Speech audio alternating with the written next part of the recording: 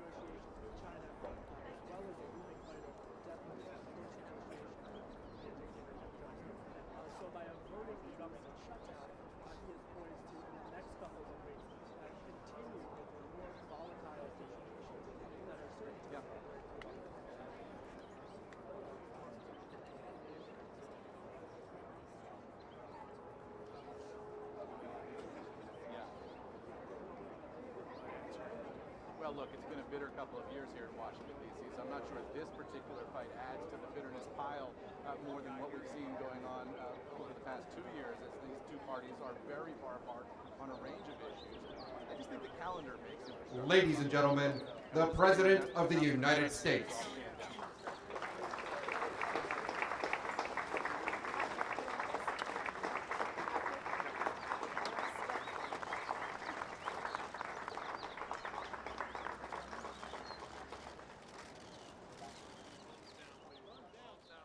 Thank you very much, everybody. Before we begin, I'd like to just say that we have a large team of very talented people in China. We've had a negotiation going on for about 2 days. It's going extremely well. Who knows what that means, because it only matters if we get it done, but we're very much working very closely with China and President Xi, who I respect a lot. Very good relationship that we have, and we're a lot closer than we ever were in this country with having a real trade deal. We're covering everything, all of the points that people have been talking about for years that said couldn't be done, whether it was theft or anything. The unfairness. We've been losing, on average, $375 billion a year with China. A lot of people think it's $506 billion. Some people think it's much more than that. We're going to be leveling the playing field. The tariffs are hurting China very badly. They don't want them, and frankly, if we can make the deal, it'd be my honor to remove them. But otherwise, we're having many billions of dollars pouring into our treasury. We've never had that before with China. It's been very much of a one-way street. So that's happening, and the relationship with China is very good. But I think they finally respect our country. They haven't respected us for a long time. Not for a long time. The UK and the US, as you probably have been seeing and hearing, we're agreeing to go forward and preserve our trade agreement. You know all of the situation with respect to Brexit and the complexity and the problems, but we have a very good trading relationship with UK, and that's just been strengthened further. So with the UK, we're continuing our trade, and we are going to actually be increasing it very substantially as time goes by. We expect that the UK will be very, very substantially increased as it relates to trade with the United States. The relationship there also is very good. We have a lot of great announcements having to do with Syria and our success with the eradication of the caliphate, and that'll be announced over the next 24 hours, and many other things. A lot of positive things are going on. We're working on a summit, and you know all about the summit. It'll be in Vietnam, Hanoi, and we'll be meeting in Hanoi. I think a lot of you will be going, I suspect, and I hope we have the same good luck as we had in the first summit. A lot was done in the first summit. No more rockets going up, no more missiles going up, no more testing of nuclear. Get back our remains, the remains of our great heroes from the Korean War. And we got back our hostages. But we hope we're going to be very much equally as successful. I'm in no rush for speed. We just don't want testing. The sanctions, as you know, remain. Everything is remaining. China's been helping us, and Russia's been helping us. And South Korea, I think you can say, has been, we've been working very closely with South Korea, with Japan. But China, Russia on the border have really been at least partially living up to what they're supposed to be doing, and that's okay, as per the United Nations. So we will have a meeting on the 27th and 28th of February. And I think that will be a very successful, and I look forward to seeing Chairman Kim. We have also established a very good relationship, which has never happened between him or his family and the United States. They have really taken advantage of the United States. Billions of dollars has been paid to them. And we won't let that happen, but we think that North Korea and Chairman Kim have a tremendous potential as an economic force, economic power. Their location between South Korea and then Russia and China right smack in the middle, is phenomenal. And we think they have a great chance for tremendous economic prosperity in the future. So I look forward to seeing Chairman Kim in Vietnam. Today I'm announcing several critical actions that my administration is taking to confront a problem that we have right here at home. We fight wars that are 6,000 miles away, wars that we should have never been in many cases, but we don't control our own border. So we're going to confront the national security crisis on our southern border, and we're going to do it one way or the other. We have to do it. Not because it was a campaign promise, which it is. It was one of many, by the way, not my only one. We're rebuilding the military. Our economy is thriving like never before. You look at other economies. They're doing terribly, and we're doing phenomenally. The market is up tremendously today. Not that that's anything, but, you know, because I'll go back in and they'll say, oh, the market just went down. But the market is getting close to the new highs that we created. We have all the records. We have every record, but we're getting close to that point again where we'll create new records. So our country is doing very well economically, and we've done a lot. But one of the things I said I have to do and I want to do is border security, because we have tremendous amounts of drugs flowing into our country, much of it coming from the southern border. When you look and when you listen to politicians, in particular certain Democrats, they say it all comes through the port of entry. It's wrong. It's wrong. It's just a lie. It's all a lie. They say walls don't work. Walls work 100%. Whether it's El Paso, I really was smiling because the other night I was in El Paso. We had a tremendous crowd. And I asked the people, many of whom were from El Paso, but they came from all over Texas.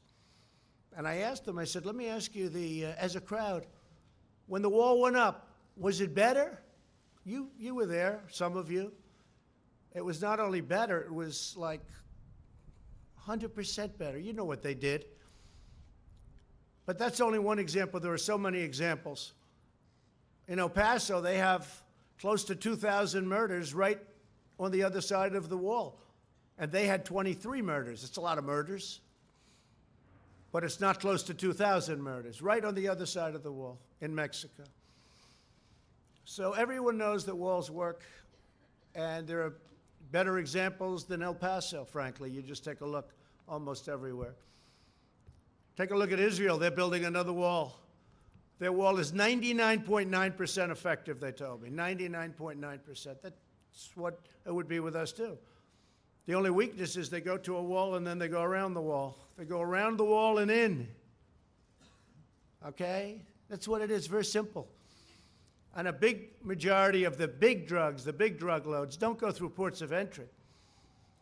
They can't go through ports of entry. You can't take big loads because you have people. We have some very capable people, the Border Patrol, law enforcement, looking.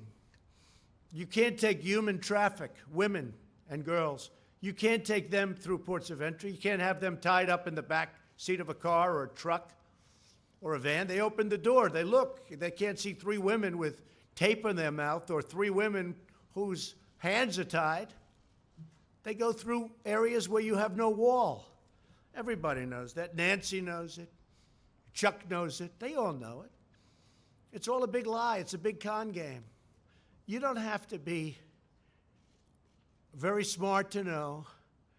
You put up a barrier, the people come in, and that's it. They can't do anything unless they walk left or right, and they find an area where there's no barrier, and they come into the United States. Welcome. We've detained more people. Our border agents are doing such incredible work. Our military has been incredible. We put up barbed wire on top of certain old walls that were there. We fixed the wall and we loaded up with barbed wire. It's very successful. But our military has been fantastic, and I want to thank them. And it's very necessary. We've broken up 2 caravans that are on their way. They just are breaking. They're in the process of breaking up. We have another one that we haven't been able to break up yet. We've been actually working with Mexico much better than ever before. I want to thank the president. I want to thank Mexico. They have their own problems. They have the largest number of murders that they've ever had in their history. Almost 40,000 murders. 40,000. And they got to straighten that out, and I think they will. But I just want to thank the president because he's been helping us with these monstrous caravans that have been coming up. We had one that was up to over 15,000 people. It's largely broken up. Others have gotten through. And in Tijuana, you have a lot of people staying there. If we didn't have the wall up and if we didn't have the wall secured and strengthened, they would have walked right through. They'd be welcome to the United States. One of the things we'd save just a tremendous amount on would be sending the military. If we had a wall, we don't need the military because we'd have a wall. So I'm going to be signing a national emergency. And it's been signed many times before. It's been signed by other presidents. From 1977 or so, it gave the presidents the power. There's rarely been a problem. They sign it. Nobody cares. I guess they weren't very exciting. But nobody cares. They sign it for far less important things in some cases, in many cases. We're talking about an invasion of our country with drugs, with human traffickers, with all types of criminals and gangs. We have some of the greatest people I know. They've been with me from the beginning of my campaign, almost from the first week, the angel moms. Unfortunately, we have new angel moms. One incredible woman just showed me her daughter, who we're talking about, killed in the year of 18. I said, I haven't seen you before. She said, no, I'm new. I said, that's too bad. It's too bad. It's so sad. Stand up just for a second. Show how beautiful your girl was.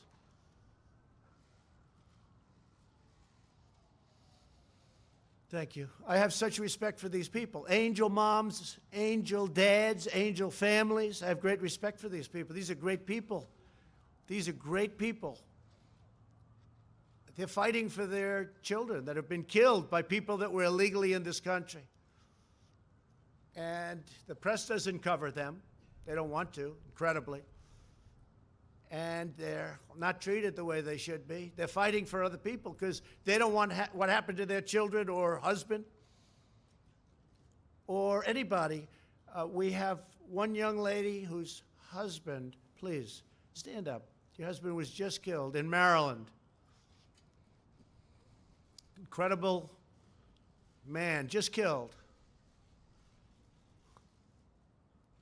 Beautiful children won't be seeing their father again. These are brave people. These are people that they don't have to be here. They don't have to be doing this. They're doing it for other people. So I just want to thank all of you for being here. Okay, I really do. I want to thank you, incredible people. Last year, 70,000 Americans were killed, at least. I think the number is ridiculously low, by drugs, including meth and heroin and cocaine, fentanyl. Now, one of the things that I did with President Xi in China when I met him in Argentina at a summit, before I even started talking about the trade, it was a trade meeting. It went very well, but before I talked about trade, I talked about something more important. I said, listen, we have tremendous amounts of fentanyl coming into our country, kills tens of thousands of people. I think far more than anybody registers. And I'd love you to declare it a lethal drug and put it on your criminal list. And their criminal list is much tougher than our criminal list. Their criminal list, a drug dealer gets a thing called the death penalty. Our criminal list, a drug dealer gets a thing called, how about a fine? And when I asked President Xi, I said, do you have a drug problem? No, no, no. I said, you have 1.4 billion people. What do you mean you have no drug problem? No, we don't have a drug problem. I said, why? Death penalty. We give death penalty to people that sell drugs. End of problem. What do? We set up blue ribbon committees. lovely men and women. They sit around a table, they have lunch, they eat, they dine, and they waste a lot of time. So if we want to get smart, we can get smart. You can end the drug problem. You can end it a lot faster than you think. But President Xi's agreed to put fentanyl on his list of deadly drugs. And it's a criminal penalty, and the penalty is death. So that's frankly one of the things I'm most excited about in our trade deal. You want to know the truth? I think maybe there's no more important point. We're going to make billions of dollars with this trade deal. It's going to be great for our country and great for China, I hope. Their market's down close to 40%. Our market's way up. We've picked up, since my election, trillions of dollars of worth. Trillions, many trillions. And China's lost trillions of dollars. But I want it to be good for China, and I want it to be good for the United States. So we'll see what happens. China's coming here next week, by the way. They're coming home, the traders. And then China's coming here next week. And then I'll be meeting with President Xi at some point after that to maybe for some remaining deals, we'll make them directly one-on-one ourselves. So we're going to be signing today and registering national emergency. And it's a great thing to do because we have an invasion of drugs, invasion of gangs, invasion of people, and it's unacceptable. And by signing the national emergency, something signed many times by other presidents, many times, President Obama. In fact, we may be using one of the national emergencies that he signed having to do with cartels, criminal cartels. It's a very good emergency that he signed, and we're going to use parts of it in our dealings on cartels. So that would be a second national emergency, but in that case, it's already in place. And what we really want to do is simple. It's not like it's complicated. It's very simple. We want to stop drugs from coming into our country. We want to stop criminals and gangs from coming into our country. Nobody's done the job that we've ever done. I mean, nobody's done the job that we've done on the border. And in a way, what I did by creating such a great economy, and if the opposing party got in, this economy would be down the tubes. You know, I hear a lot of people say, oh, well, but maybe the previous administration. Let me tell you, the previous administration, it was heading south, and it was going fast. We would have been down the tubes. The regulations were strangling our country, unnecessary regulations. By creating such a strong economy, you just look at your televisions or see what's going on today, it's through the roof. What happens is more people want to come.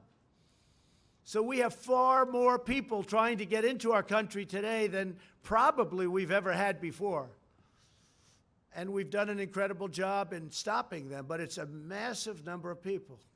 If we had the wall, it would be very easy. We would make up for the cost of the wall just in the cost of the fact that I would be able to have fewer people. We wouldn't need all of this incredible talent, some of whom are sitting in the first row.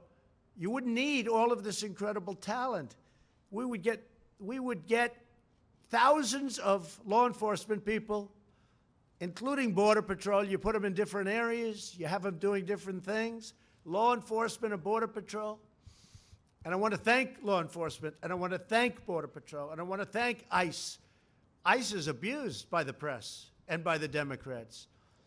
And by the way, we're going to be taking care of ICE. You know, we talk about the new bill. We're going to be taking care of ICE. They wanted to get rid of ICE. And the bill is just the opposite of that. A lot of good things happen. So that's the story. We want to have a safe country. I ran on a very simple slogan, make America great again. If you're going to have drugs pouring across the border, if you're going to have human traffickers pouring across the border in areas where we have no protection, in areas where we don't have a barrier, then very hard to make America great again. But we've done a fantastic job, but we haven't been given the equipment. We haven't been given the walls. And in the bill, by the way, they didn't even fight us on most of the stuff. Ports of entry, we have so much money, we don't know what to do with it. I don't know what to do with all the money they're giving us. It's crazy. The only place they don't want to give us much money, $1,375 million. Sounds like a lot, but it's not so much, although we're putting it to much better use than it used to be.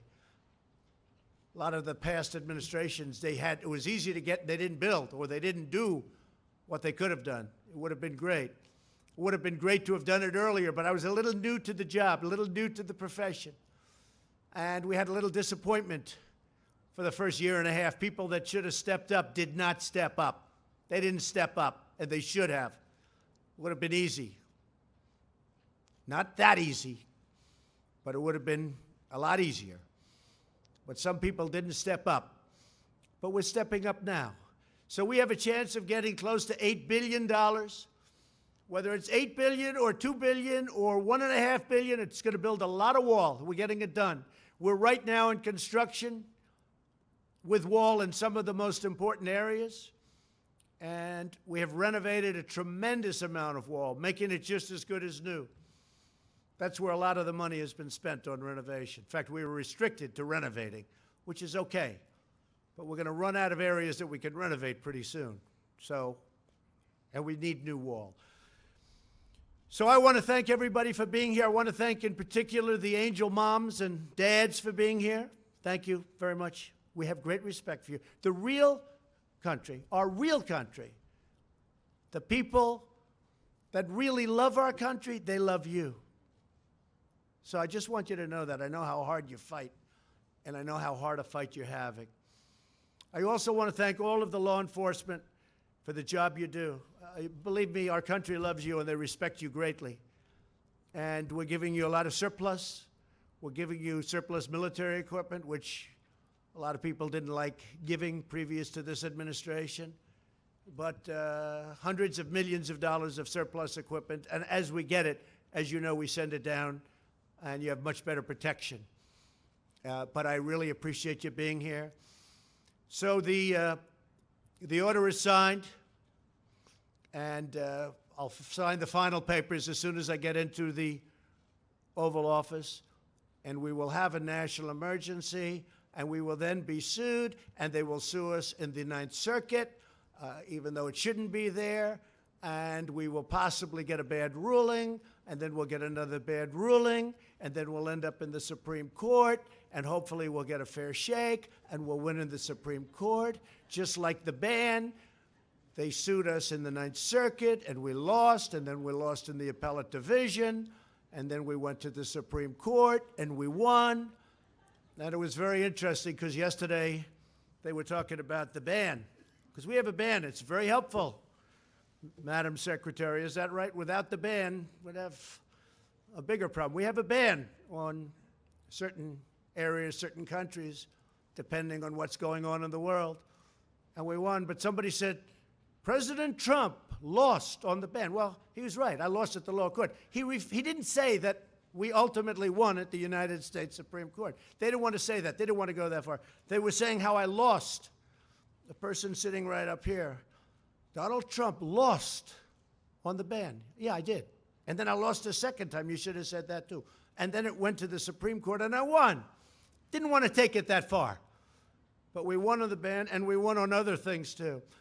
The probably easiest one to win is on declaring a national emergency, because we're declaring it for virtual invasion purposes, drugs, traffickers, and gangs. And one of the things, just to finish, we have removed thousands of MS-13 gang monsters. Thousands. They're out of this country. We take them out by the thousands, and they are monsters. Okay. Do you have any questions? Yeah. John, go ahead. You were prepared. Mr. President, a lot of the money... Were you saying I was prepared? What, with the microphone and Oh, prepared I thought for you questions? meant I was prepared. I couldn't believe you said that. People don't like saying that. You were prepared for questions. I am prepared. I'm always prepared. A lot of the money that goes to count toward your $8 billion is money that's being reprogrammed in the DoD budget. How can you guarantee to military families and to our men and women of the military that none of the money that would be reprogrammed to a wall will take away from other technology, other renovations, construction that is desperately needed in our military? So, John, we had certain funds that are being used at the discretion of generals, at the discretion of the military. Some of them haven't been allocated yet, and some of the generals think that this is more important. I was speaking to a couple of them. They think this is far more important than what they were going to use it for. I said, what were you going to use it for? And I won't go into details, but didn't sound too important to me. Plus, if you think, I've gotten $700 billion for the military in year one, and then last year, $716 billion, and we're rebuilding our military. But we have a lot, and under the previous administration, our military was depleted, badly depleted, and they weren't spending, I mean, they had a much smaller amount of money. So when I got $700 billion and then $716 billion, and this year it's going to be pretty big too because there's few things more important than our military. You know, I'm a big deficit believer in all of that, but before we really start focusing on certain things, we have to build up our military. It was very badly depleted. And we're buying all new jet fighters, all new missiles, all new defensive equipment. We'll soon have a military like we've never had before. But when you think about the kind of numbers you're talking about, so you have $700 billion, $716 billion, when I need $2 billion, $3 billion out of that for a wall, which is a very important instrument, very important for the military because of the drugs that pour in. And as you know, we have specific rules and regulations where they have drugs and what you can do in order to stop drugs, and that's part of it too. We're taking a lot of money from that realm also. But when you have that kind of money going into the military, this is a very, very small amount that we're asking for. Yeah, go ahead. Go ahead. ABC, not NBC. I like ABC a little bit more, not much. Come on, ABC. Not much. Pretty close. Mr. President, what do you say to those, including some of your Republican allies, who say that you are violating the Constitution with this move and setting a bad precedent that will be abused by possibly Democratic presidents in the future? Marco Rubio has made this point. Well, not too many people, yeah. Not too many people have said that. But the courts will determine that. Look, I expect to be sued. I shouldn't be sued. Very rarely do you get sued when you do national emergency. And then other people say, oh, if you use it for this, now what are we using it for? We've got to get rid of drugs and gangs and people. It's an invasion. We have an invasion of drugs and criminals coming into our country that we stop, but it's very hard to stop. With a wall, it would be very easy. So I think that we will be very successful in court. I think it's clear. And the people that say we create precedent, well, what do you have, 56 or a lot of times? Well, that's creating precedent. And many of those are far less important than having a border. You don't have a border, you don't have a country. You know, we fight, before I got here, we fight all over the world to create borders for countries. But we don't create a border for our own country. So I think what will happen is, sadly, we'll be sued, and sadly, it'll go through a process, and happily we'll win, I think. Go ahead. Let's go. Let's hear it, NBC. Thank you, Mr. President. I just want to say, when in the past, when President Obama tried to use executive action as it related to immigration, you said the whole concept of executive order, it's not the way the country's supposed to be run. You said you're supposed to go through Congress and make a deal. Will you concede that you were unable to make the deal that you had promised in the past, and that the deal you're ending up with now from Congress is less than what you could have had before a 35-day shutdown? I went through Congress. I made a deal. I got almost $1.4 billion when I wasn't supposed to get $1. Not $1. He's not going to get $1. Well, I got $1.4 billion, but I'm not happy with it. I also got billions and billions of dollars for other things. Port of entries, lots of different things. The purchase of drug equipment, more than we were even requesting. In fact, the primary fight was on the wall. Everything else, we have so much, as I said, I don't know what to do with it. We have so much money. But on the wall, they skimped. So I was successful in that sense, but I want to do it faster. I could do the wall over a longer period of time. I didn't need to do this, but I'd rather do it much faster. And I don't have to do it for the election. I've already done a lot of wall for the election, 2020. And the only reason we're up here talking about this is because of the election. Because they want to try and win an election, which it looks like they're not going to be able to do. And this is one of the ways they think they can possibly win, is by obstruction and a lot of other nonsense. And I think that I just want to get it done faster. That's all. Okay. Yes, ma'am. Go ahead. Thank you, Mr. President. Thank Roberta you. Rampton from Reuters. I wanted to ask about China. Do you feel that enough progress has been made in the talks to head off the increase in tariffs scheduled for March 1? Well, you know, you're talking to the wrong person, because I happen to like tariffs, okay? I mean, we're taking in billions and billions of dollars in tariffs from China. And our steel industry now, as an example, we tax dumped steel. Much of it comes from China at 25%. Our steel industry is so vibrant now again. They're building plants all over the United States. It's a beautiful thing. And from a defensive standpoint, and from any standpoint, you need steel. You know, you can do without certain industries. Our country cannot do without steel. So I love tariffs, but I also love them to negotiate. And right now, China is paying us billions of dollars a year in tariffs. And I haven't even started. Now, here's the thing. If we make a deal, they won't have to pay. You know, it'll be a whole different story. They won't be paying that, but we'll have a fair deal. There won't be intellectual property theft. There won't be so many other things that have gone on, and no other president has done this. No other president. We didn't have a deal with China.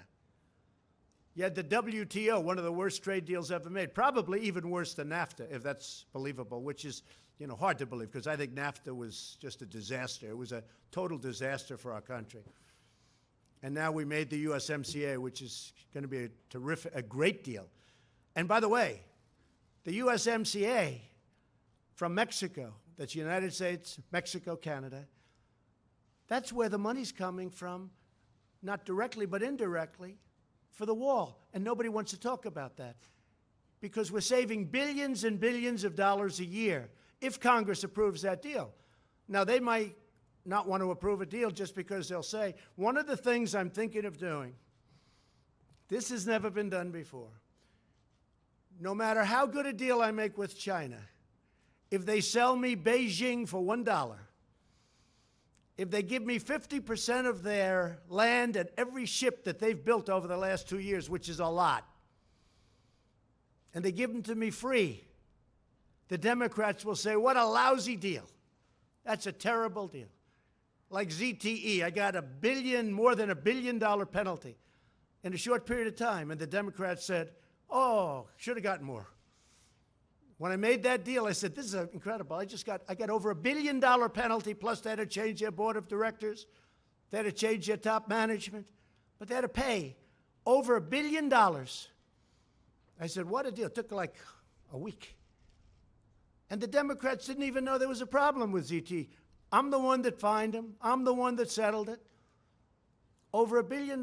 And President Xi called me, and he said it would be important to him if they could get a deal. And we made a deal, paid like in a short period of time. The Democrats went out and said, oh, they should have done better. So what I'm thinking of doing is getting Chuck Schumer, getting Nancy Pelosi, having them bring 2 or 3 of their brilliant representatives, and we'll all go down together, and what we'll do is we'll negotiate. I'll put them in the room and let them speak up. Because any deal I make with China, if it's it's going to be better than any deal that anybody ever dreamt possible. Or I'm not going to have a deal. It's very simple. But any deal I make with China, Schumer's going to stand up and say, oh, it should have been better. It should have been better. And you know what? That's not acceptable to me.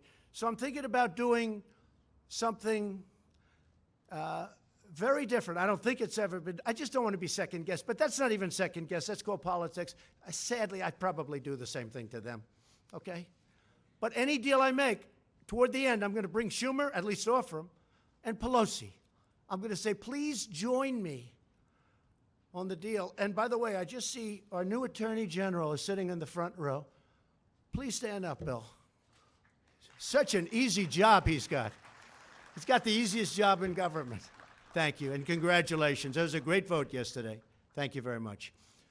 Yes, go ahead. Go ahead. In your remarks, sir, you said that you were too new to politics earlier in your administration when you would have preferred that this be done. Is that an admission of how you might be changing on the job? And well, I'm learning. I mean, I am learning. Don't forget, it's not like I've done this for. A senator came into my office and said, sir, I've been running for office for 30 years. I've won 7 out of 7. I did lose a couple when I was younger. I said, well, I've won 1 out of 1. But, you know, I never did politics before. Now I do politics. I will tell you, I'm very disappointed at certain people, particular one, for not having pushed this faster. Are you referring But to Speaker I've Ryan, learned- sir? Who? Speaker Ryan?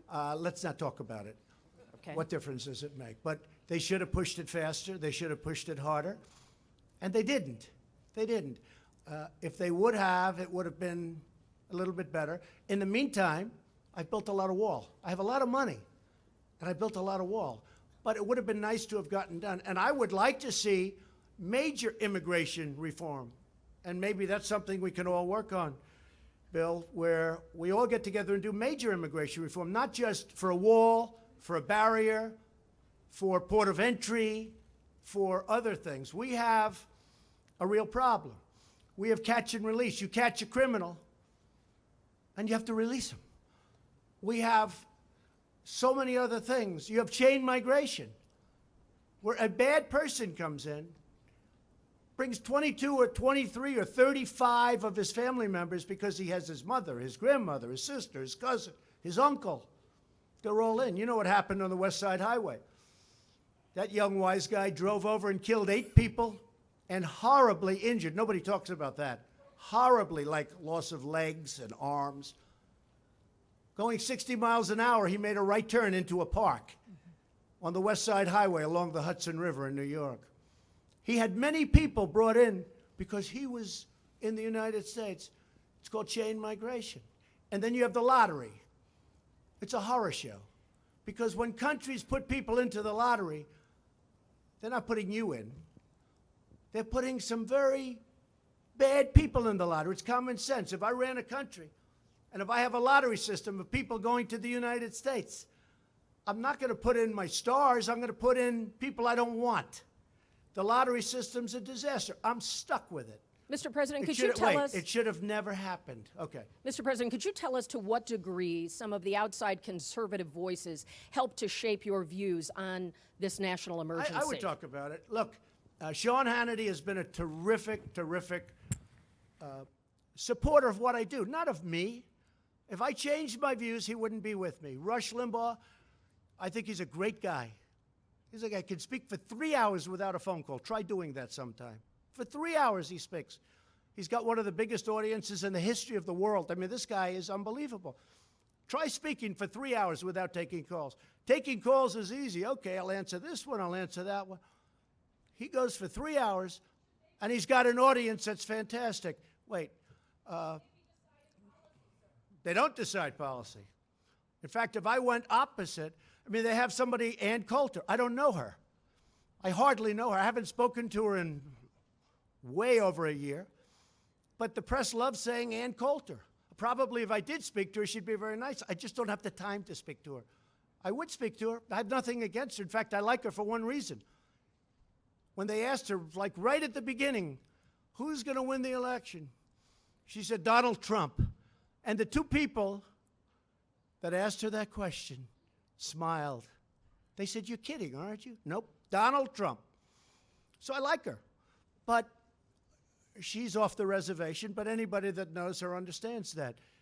But I haven't spoken to her. I don't follow her. I don't talk to her. But the press loves to bring up the name Ann Coulter. And you know what? I think she's fine. I think she's good, but I just don't speak to her. Laura's been great, Laura Ingraham. Tucker Carlson's been great. I actually have a couple of people on CNN that have been very good. I have some on MSNBC the other day. They did a great report of me. I say, where the hell did that come from? I think it was the only one in over a year. So the crazy thing is, I just had, as you know, Rasmussen 52% in the polls. It's my highest poll number. And people get what we're doing. They get it. They really get it. And I'm honored by it. Yes, Jim Acosta. Thank you, Mr. President. I wonder if you could comment on this disconnect that we seem to have in this country where you are presenting information about what's happening at the border, calling it an invasion, talking about women with duct tape over their mouths and so on, and yet there's a lot of reporting out there, there's a lot of crime data out there, there's a lot of Department of Homeland Security data out there that shows border crossings at a near record low. That shows undocumented immigrants committing crime at lower levels. That shows undocumented criminals or undocumented immigrants committing crime at lower levels than native-born Americans. What do you say to you don't really believe that stat? Do you really believe that what do you stat? well, Take a look at our federal prisons. I believe in facts and statistics okay, and data. any more quick? Let's go. Let me just ask you this. What do you say to your critics who say that you are creating a national emergency, that you're concocting a national emergency here in order to get your wall because you couldn't get it through other ways? Moms, what do you think? Do you think I'm creating something? Ask these incredible women who lost their daughters and their sons. Okay? Because your question is a very political question because you have an agenda. You're CNN. You're fake news. You have an agenda. The numbers that you gave are wrong. Take a look at our federal prison population. See how many of them, percentage-wise, are illegal aliens. Just see. Go ahead and see. It's a fake question. Yes, go ahead. Can I ask a follow-up? Thank you, Mr. President. Just to follow up on that, unifying crime reporting statistics, numbers from your own Border Patrol, numbers from this government show that the amount of illegal immigrants are down. There is not violence on the border. And that there's most not violence on the there's border? not as much violence oh, really? as let me, You had wait a minute, 26 people let me finish the killed. question, please. Let me finish the question. 2 weeks please. ago, 26 people were killed in a gunfight on the border. I understand what you're a saying. mile away from where I went. I was there. I understand. That's not the question. The question is, do we forget about that? No, I'm not forgetting about it. I'm asking you to clarify where you get your numbers because most of the DEA crimes reporting statistics that we see show that drugs are coming across at the ports of entry, that illegal immigration is down, and the violence is down. Okay. So what do you base your facts on? Come on, let's go. Secondly... no, you get one. You get one. Well, the second Just question sit down. is... Wait, sit down. Sit down. Could you please answer? Sit down. You get one question. I get my numbers from a lot of sources, like Homeland Security, primarily. And the numbers that I have from Homeland Security are a disaster. And you know what else is a disaster? The numbers that come out of Homeland Security, Kirsten, for the cost that we spend and the money that we lose because of illegal immigration. Billions and billions of dollars a month. Billions and billions of dollars, and it's unnecessary. So your own government stats are wrong, are you saying? No, I use many stats. Could you share those stats with us? Let me tell you, you have stats that are far worse than the ones that I use. But I use many stats, but I also use Homeland Security. All right, next question. And do you, wait a minute, just a quick follow-up, Mr. Go, please. Thank you, Mr. President. I just want to bring you back to China for a second. The White House put out a statement today talking about the March 1st deadline. The other day, though, you gave the possibility that maybe this could slide. Are you eyeing a possible extension, 30 days, maybe 60 days? Where does the status there? Or is March 1st So it's the a deadline? very big deal. I guess you could say it's like, must be the biggest deal ever made if you think. Trade with China, how big does that get? Although if you look, the USMCA is right up there. But it's very complicated. There are many, many points that we're bringing up that nobody ever brought up or thought to bring up, but they're very important because we were on the wrong side of every one of them. There is a possibility that I will extend the date. And if I do that, if I see that we're close to a deal or the deal is going in the right direction, I would do that at the same tariffs that we're charging now. I would not increase the tariffs. Let me also ask you about the debt, sir, because it's gone from a shade under 20 trillion from when you took office. Now it's a shade over 22 trillion and heading in the wrong direction. What are your plans to reverse it? Well, it's all about growth. But before Growth I only, really or- focus on that, and you have to remember, President Obama put on more debt on this country than every president in the history of our country combined. So when I took over, we had one man that put on more debt than every other president combined. Combine them all. So you can't be talking about that. But I talk about it because I consider it very important. But first I have to straighten out the military. The military was depleted. And if we don't have a strong military, that hopefully we won't have to use because it's strong, if we don't have a strong military, you don't have to worry about debt. You have bigger problems. So I have to straighten out the military. That's why I did the 700 and 716 billion. But growth will straighten it out. You saw last month the trade deficit went way down. Everybody said, what happened? Well, what's happening is growth. But before I can focus too much on that, a very big expense is military. And we have no choice but to straighten out our Is military. growth the only answer, sir, or is entitlement? Yes, ma'am. reform? Go ahead. Thank you, Mr. President. On North Korea, back on the last summit, you guys came out with a pretty general agreement. Yes. I was wondering what you thought has, been accomplished since the last summit, and then A lot. are we going to be seeing anything lot's been concrete accomplished. on Okay. denuclearization? Yeah, a lot's been accomplished. We're dealing with them. We're talking to them. When I came into office, I met right there in the Oval Office with President Obama. And I sat in those beautiful chairs, and we talked. It was supposed to be 15 minutes. As you know, it ended up being many times longer than that. And I said, what's the biggest problem? He said, by far, North Korea. And I don't want to speak for him, but I believe he would have gone to war with North Korea. I think he was ready to go to war. In fact, he told me he was so close to starting a big war with North Korea. Now, where are we now? No missiles, no rockets, no nuclear testing. We've learned a lot. But much more importantly than all of it, much more important than that, is we have a great relationship. I have a very good relationship with Kim Jong-un. And I've done a job. In fact, I think I can say this. Prime Minister Abe of Japan gave me the most beautiful copy of a letter that he sent to the people who give out a thing called the Nobel Prize. He said, I have nominated you, or respectfully on behalf of Japan, I am asking them to give you the Nobel Peace Prize. I said, thank you. Many other people feel that way too. I'll probably never get it, but that's okay. They gave it to Obama. He didn't even know what he got it for. He was there for about 15 seconds and he got the Nobel Prize. He said, oh, what did I get it for? With me, I probably will never get it. But if you look at Idlib province in Syria, I stopped the slaughter of perhaps 3 million people. Nobody talk about that. They don't talk about that. Russia and Iran and Syria were going to go in and perhaps destroy 3 million people in order to get 45,000 terrorists. And I heard about it from a woman who had her parents and her brothers living there, and she said, please, please. And I said, no, it can't happen. What are you talking about? No, they're going to get, and I come home and I read a certain paper where the story was there that they were actually forming to go into, to really do big destruction. And I put out a statement that you better not do it. And in all fairness to Russia and Iran and Syria, they didn't attack, or they're doing it surgically at least. Saved a lot of people. We do a lot of good work. This administration does a tremendous job, and we don't get credit for it. But I think the people understand what we do. So Prime Minister Abe gave me, it's the most beautiful five-page letter. Nobel Prize. He sent it to them. You know why? Because he had rocket ships and he had missiles flying over Japan. And they had alarms going off. You know that. Now all of a sudden they feel good. They feel safe. I did that.